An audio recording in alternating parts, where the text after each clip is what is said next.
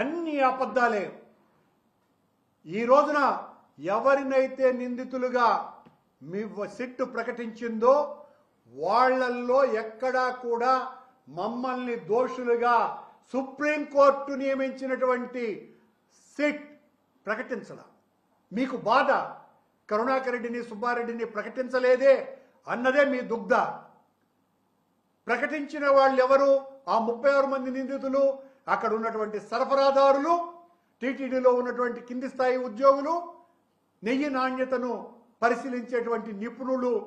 వీళ్లను దోషులుగా ప్రకటిస్తే మళ్ళీ ఏకసభ్య కమిషన్ను వేసినారు మీరు.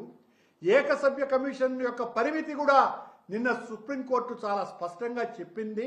అయినా కూడా గత 15 రోజులుగా మేము చెబుతున్నటువంటి మాటలన్నీ కూడా ప్రజల్లోకి చొచ్చుకు వెళ్ళిపోయినాయి. కనుక చంద్రబాబు గారు ఆయన కూటమి మాట్లాడినటువంటి ఈ నెయ్యి కల్తీ వ్యవహారంలో అంతా కూడా భగవంతుణ్ణి అడ్డు పెట్టుకొని రాజకీయం చేస్తున్నారు వీళ్ళు అన్నటువంటి అపచార నింద మీ మీద పడ్డది. కనుక దాన్ని తుడుచుకోవటం కోసమని ఇందాపూర్ డైరీని మీరే తీసుకొని రావటం మూలంగా హెరిటేజ్కు ఇందాపూర్కు ఉన్నటువంటి సంబంధం బయటపడటంతో ఒక్కసారిగా హెరిటేజ్ షేర్ల విలువ అమాంతంగా ఆకాశం నుంచి పాతాళానికి పడిపోవటంతో దాన్ని మళ్ళీ పైకి లేపటం కోసమనే ఈ రోజున శాసనసభలో మీరు చర్చ అన్నటువంటి దాన్ని తీసుకువచ్చారే తప్ప వాస్తవాలు ప్రజలకు చెప్పాలన్నటువంటి ఉద్దేశం ఏమీ లేదు.